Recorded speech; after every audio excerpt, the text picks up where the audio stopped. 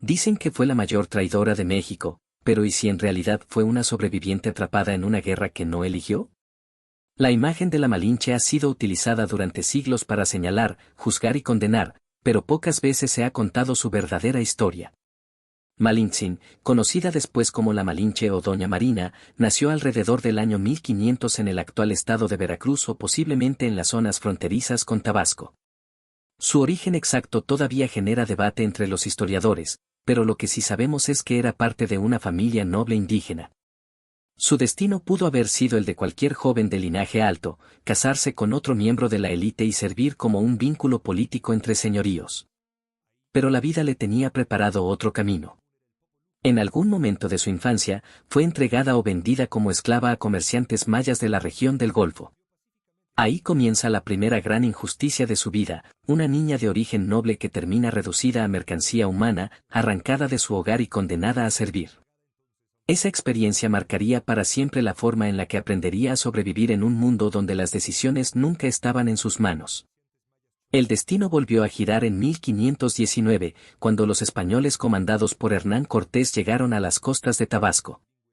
Tras una dura confrontación, los pueblos chontales de la zona, derrotados, entregaron a los europeos un conjunto de mujeres esclavizadas como tributo de paz. Entre ellas estaba Malintzin. Era apenas una joven, pero en ese instante pasaba de un dueño a otro, sin imaginar que esa transición la colocaría en el centro de una de las transformaciones más radicales de la historia de América. En un principio, su rol parecía limitado, servir como esclava o concubina, como había ocurrido con tantas mujeres en tiempos de guerra. Pero pronto algo llamó la atención de Cortés y de sus hombres. Malintzin no solo hablaba náhuatl, la lengua de los mexicas, sino también maya yucateco. Ese talento, invisible para otros, la convirtió en pieza fundamental. Al principio, la comunicación entre Cortés y los pueblos indígenas dependía de Jerónimo de Aguilar, un náufrago español que había vivido años entre los mayas y dominaba su lengua. Pero Aguilar no entendía náhuatl, la lengua del imperio mexica y de la mayoría de los pueblos del altiplano. Fue entonces cuando Malintzin se convirtió en el eslabón perdido. Cortés hablaba con Aguilar en español, Aguilar lo traducía al maya, y Malintzin lo llevaba al náhuatl. Un puente de palabras que pronto se transformó en una herramienta política. La importancia de este papel es difícil de dimensionar. En un mundo donde las alianzas se sellaban con palabras, rituales y acuerdos, ser intérprete no era simplemente traducir, era decidir qué se decía, cómo se decía y en qué tono se transmitía. Malintzin entendió que cada frase podía cambiar el rumbo de una negociación o de una batalla. Pero reducir su papel solo a la traducción sería injusto. Con el paso de los meses, Cortés dejó de depender tanto de Aguilar y comenzó a hablar directamente con Malintzin, aprendiendo algunas palabras de náhuatl, mientras ella adquiría el español. Muy pronto, ella no solo traducía, también aconsejaba, advertía y negociaba.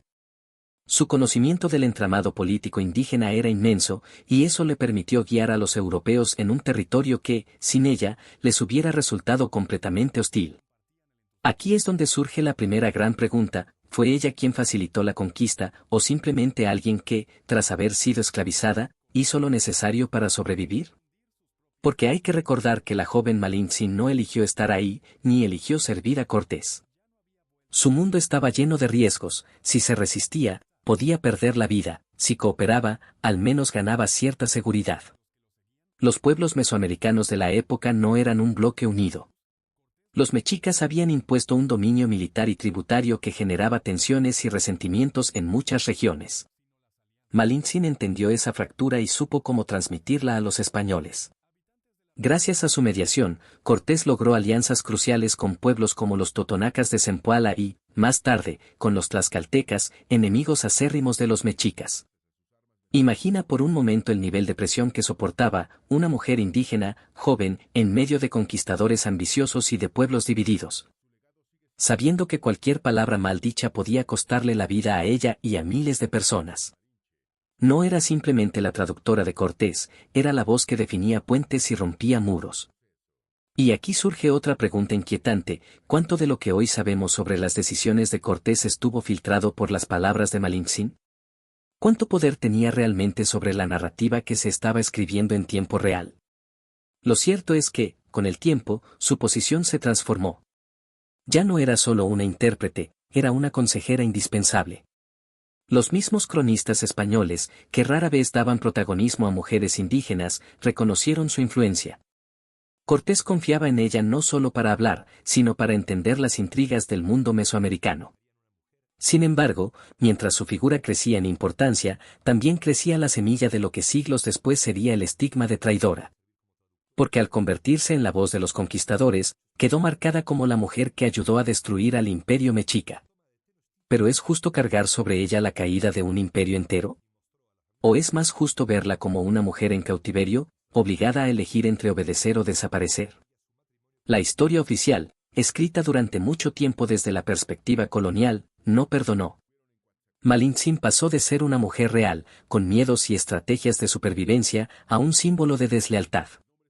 Pero detrás de ese símbolo hay una historia mucho más humana y dolorosa que pocas veces se cuenta.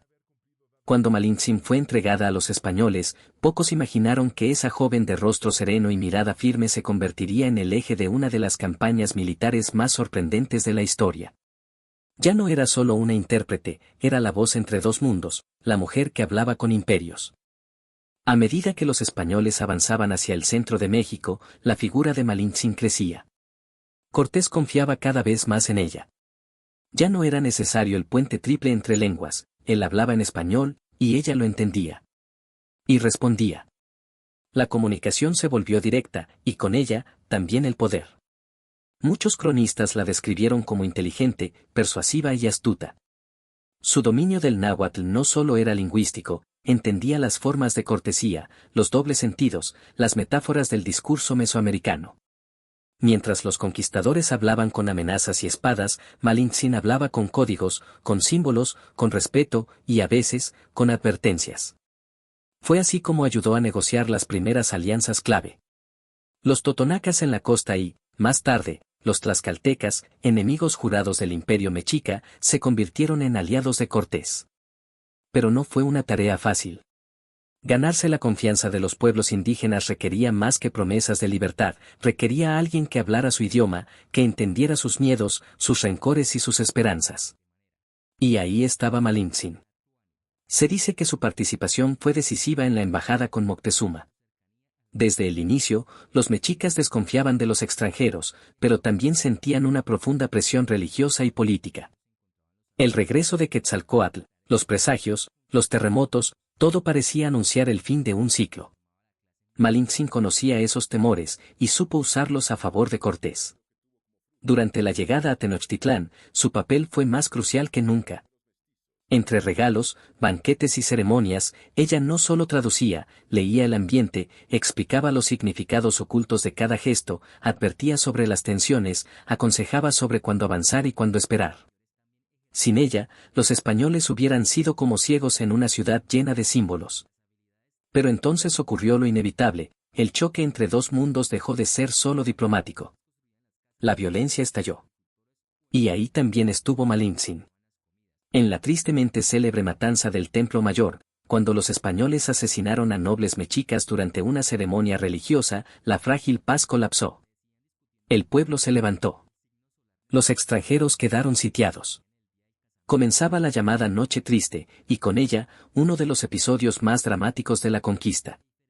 Malintzin, nuevamente, fue clave. Ayudó a planear la retirada, comunicó los movimientos entre aliados indígenas, negoció pasajes seguros para evitar masacres mayores. Aunque no empuñaba armas, su influencia estaba presente en cada decisión crítica. Y sin embargo, con cada alianza que se formaba, con cada territorio que caía, su nombre empezaba a mezclarse con la traición. No importaba que hubiera sido esclava, ni que sus decisiones fueran parte de una lucha por sobrevivir. Para muchos, ya era la lengua de Cortés, la que hablaba por el invasor. ¿Pero acaso tenía elección? ¿Qué hubiera pasado si se negaba a colaborar? ¿Quién habría contado su historia si simplemente hubiera desaparecido entre la sangre de la guerra?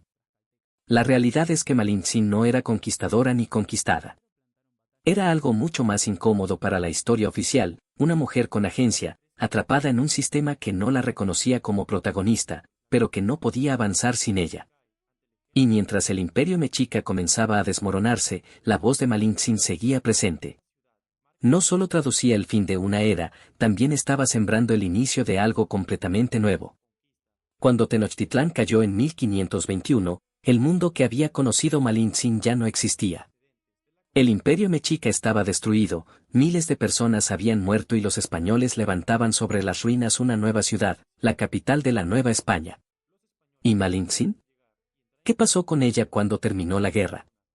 Durante la conquista, había sido intérprete, consejera, embajadora y mediadora. Pero en la nueva colonia, su figura empezó a desdibujarse. Cortés, como premio, o quizás como estrategia, le otorgó tierras y la reconoció como Doña Marina, un título reservado para mujeres de alta posición. Incluso le dio como esposo a uno de sus capitanes, Juan Jaramillo. Con él tuvo una hija, María. Antes, con el propio Cortés, había tenido un hijo, Martín, uno de los primeros mestizos reconocidos en la historia colonial. Pero no te confundas, aunque se le dio un nombre español, tierras y un lugar en la sociedad colonial, Malintzin nunca fue tratada como igual.